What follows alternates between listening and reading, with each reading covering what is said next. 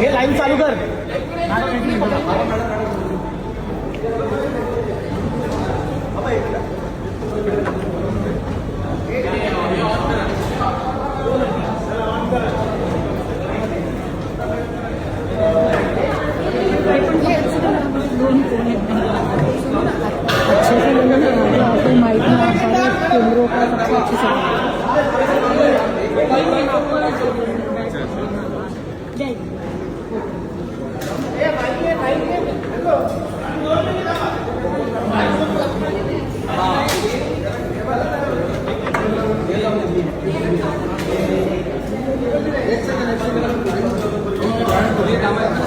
चला चला एक सेकंड ना.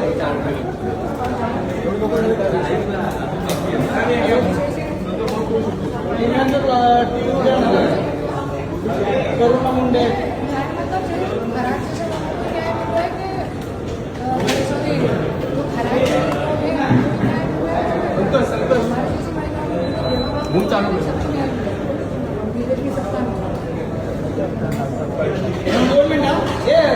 संतोष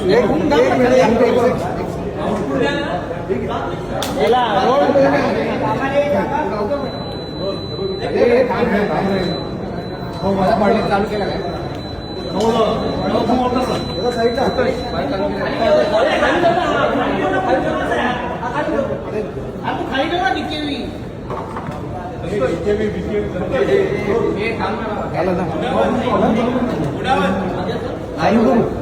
चालू करू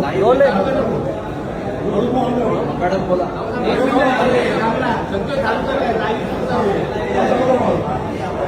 अजून कोणाचा बुक बाकी आहे? चालू केलंय चालू केलं.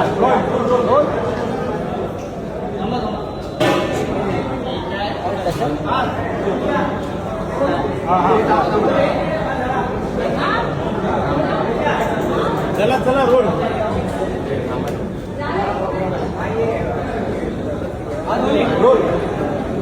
आज सीएम साहेबांना मी निवेदन देणार होती, पण मी आधी सीएम साहेब दुसरे द्वारकडून निघाले. त्यांना माहीत होतं की मी आली आहे, तरी पण मला टाईम दिला नाही. गेले 2 वर्षापासून मी सीएम साहेबांची भेटीसाठी मंत्रालयामध्ये मी चक्कर काढत आहे, पण सीएम साहेब मला टाईम देत नाही. बहुतेक मला कोणती सभामध्ये भेटून त्यांना सगळ्या लोकांच्या समोर आपला निवेदन द्यावं लागणार आहे. तरी पण मी त्यांचे सचिवला जे जनता दरबार येत आहे त्यांना मी निवेदन दिलेलं आहे आणि ते निवेदनमध्ये माझी मागणी आहे. आणि हे निवेदन मी अशासाठी दिलेलं आहे की मला आणि महाराष्ट्राची जनताला फक्त हे दाखवायचं आहे की जसे देवाभाऊने आवाहन केलेलं आहे की जे महिलांवरती अत्याचार झालेला आहे ते आमच्याकडे या आणि आम्ही त्यांना न्याय देऊ. तो मला फक्त हे दाखवायचं आहे आणि बघायचं आहे की खरोखर सगळी महाराष्ट्राची महिलांचे सोबत बीजेपी सरकार आहे किंवा फक्त खरात सारखे लोकांचे पाठीमागे किंवा खरात पीडित महिलांना न्याय भेटणार आहे. आपल्याला हे बघायचं. आणि आता महाराष्ट्रामध्ये नाही, पूर्ण भारतामध्ये जरी कोणती महिलांवरती अन्याय अत्याचार झालेला आहे की याच्यामध्ये मी एकमेक आहे ज्याच्यावरती इतका मोठा अत्याचार झालेला आहे. आणि जसं की तुम्ही बघितलेलं आहे की एक मंत्रीची बायको असताना माझी गाडीमध्ये रिव्हॉल्वर टाकली आणि जे धनिया मुंडे आहे याच्यामध्ये मी 12-11 पॉईंट टाकलेले आहे, 13 पॉईंट आहे.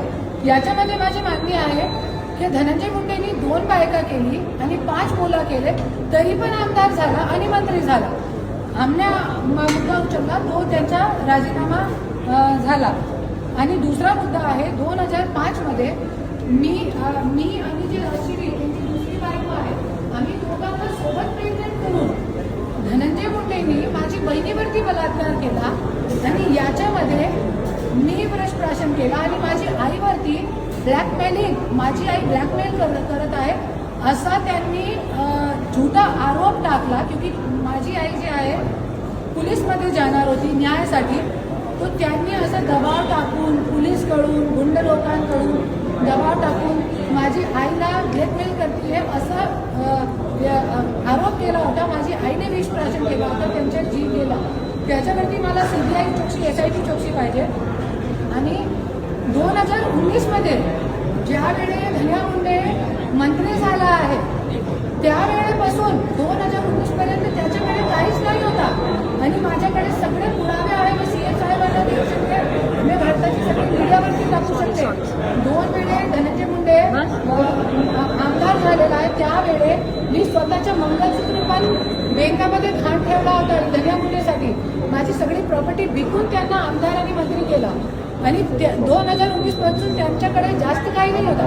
पण 2019च्या नंतर मंत्री झाल्यानंतर त्यांची जे दलाल गँग आहे, लडकिया पुरवणारी गँग, त्या गँगकडून हजारो कोटीची प्रॉपर्टी कुठून आली आणि ते जे वेश्या ठेवलेली आहे, ज्यांनी आम्ही आता 1 महिन्या अगोदर रेंज रोवर कार घेतली आहे, हिरानंदानीमध्ये फ्लॅट दिलेला आहे धनया मुंडेंनी आणि अंधेरीमध्ये यशराज स्टुडिओच्या जवळ खूप मोठा 20 कोटीचे मोठा एक डान्सिंग स्टुडिओ दिलेला आहे एक वेश्याला आणि मुलीची वयाची वेश्याला.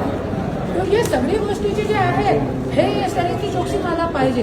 आणि 27 वर्षामध्ये जे 2 मुलाबाळाची आई आहे मी, माझ्या नावावरती काहीच नाही आहे, फक्त एक मुंबईमध्ये मकान आहे. करुणा मुंडेची गाडीमध्ये रिव्हॉल्वर कोणी ठेवली होती आणि ज्यावेळेस माझी गाडीमध्ये रिव्हॉल्वर ठेवली होती, सीएम साहेबांचे स्टेटमेंट आहे तुमची मीडियावरती की करुणा मुंडेची गाडीमध्ये रिव्हॉल्वर कोणी ठेवली, चौकशी व्हायला पाहिजे.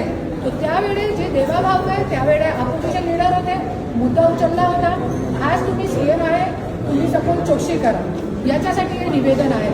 नीलेश राणे, प्रमोद महाजन के भाई जो है, क्या नाम है उनका स्टेटमेंट है, पंकजाताई का स्टेटमेंट है, मान खाली केली पण आज मान वर झाली आहे, भाऊ बहीण एकत्र आलेले आहे, हे सगळी गोष्टी आहेत. आणि माझी गाडी फोडली कलेक्टरचे केबिनमध्ये ज्यावेळी धनया मुंडे होता कॅबिनेट मिनिस्टर, DPDCची मीटिंगमध्ये मी गेली होती लोकांचं काम घेऊन, त्यावेळे माझ्या बालविकराने कपडेमध्ये लंबी आलेपर्यंत माझा मारला होता.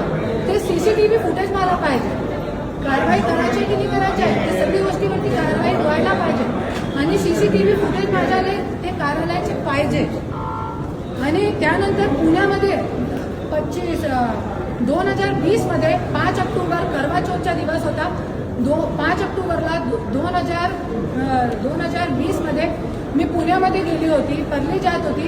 रस्त्यामध्ये मला अडवला आणि जे राज घनवटचे जे दलाल गँग आहे, राज घनवट, तेजस ठक्कर, पुरुषोत्तम टेकडे, धनया मुंडेला लडकी पुरवणारे हे दलाल लोक जे आहे, ते लोकांनी माझ्यासोबत काय केलं होता तिकडचे पण CCTV फुटेज म्हणजे मला पाहिजे. एक मंत्रीची बायको होण्याच्या मला किती मोठी फेडावं लागली आहे, त्याच्या मला पाहिजे, त्याच्या मला CBI चौकशी पाहिजे. आणि त्यानंतर मला CCTV फुटेज पाहिजे. पोलीस अधिकाऱ्यांना मी कॉल केला होता, पोलीस आली परत गेली, कशाला धनया मुंडेच्या मॅटर आहे. आणि त्यानंतर अभी भी माझी सोशल मीडियावरती खोटी बदनामी और गलत लोगों को मेरे पीछे भेजते हैं. मेरे साथ जो आता है वो धनया मुंडे का हो जाता है, पैसे लेके लोगों को खरीद लेता है और मेरी झूठी बदनामी कर रहा है कि कौन से वीडियो डाल रहा है उसके कार्यकर्ता, कौन से वीडियो डाल रहे हैं और बोल रहे हैं मेरे वीडियो है वो. तो इसकी भी SIT चौकसी होना चाहिए. नहीं तो मैं भी डाल सकती हूँ कि ये वीडियो जो मेरे नाम पे डाल रहे हैं वही वीडियो मैं अपने सोशल मीडिया पे डाल सकती हूँ और ये बोल सकती हूँ कि ये वीडियो पंकजा मुंडे का है, राशिरी मुंडे का है, प्रीतम मुंडे का है. और भी बात जो BJP का बीड़ जिले का ये होता जिला अध्यक्ष भगीरथ बियानी, उसके भी मर्डर की CBI चौकसी होना चाहिए. उसने अपने दिमाग पे गोली मारी थी, पर किसके दबाव तंत्र में आके गोली मारी उसने, ये सब चीजों की CBI चौकसी मुझे चाहिए. तो खरंच जरी BJP सरकार जे आहे ते महिलांचे लेक लाडकी लखपती बहन, खरंच जे देवाभाऊने आवाहन केलेलं आहे ते महिलांना मी न्याय देणार आहे. तर मला फक्त हेही बघायचं आहे आणि महाराष्ट्राची जनताला हे दाखवायचं आहे की खरोखर BJP सरकार जे आहे महिलांना खरोखर न्याय देणार आहे का. धन्यवाद. मुख्यमंत्री तुम्हाला 2 वर्ष वेळ देत नाही, मुख्यमंत्री तुम्हाला 2 वर्ष वेळ देत नाही असं तुम्हीच म्हणताय. मुख्यमंत्र्यांकडे न्यायाची अपेक्षा आहे का तुम्हाला? बघा हे कलियुग आहे, या कलियुगमध्ये न्याय भेटणार नाही.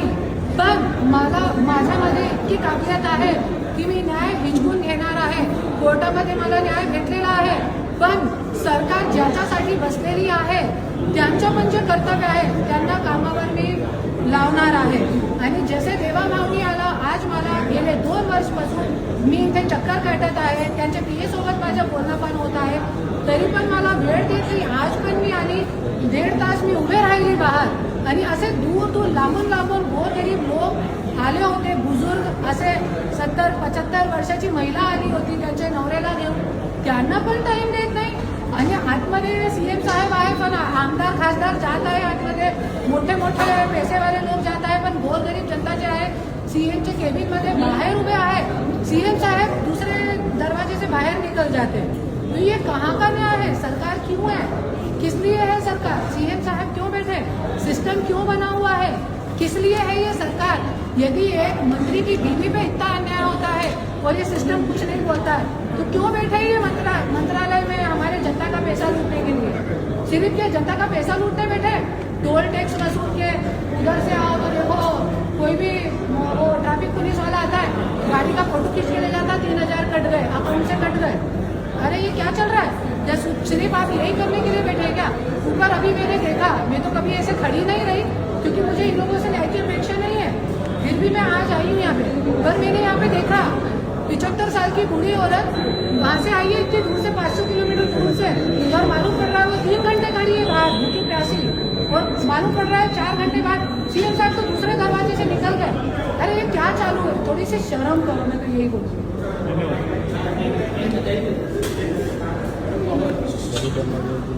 Thank you.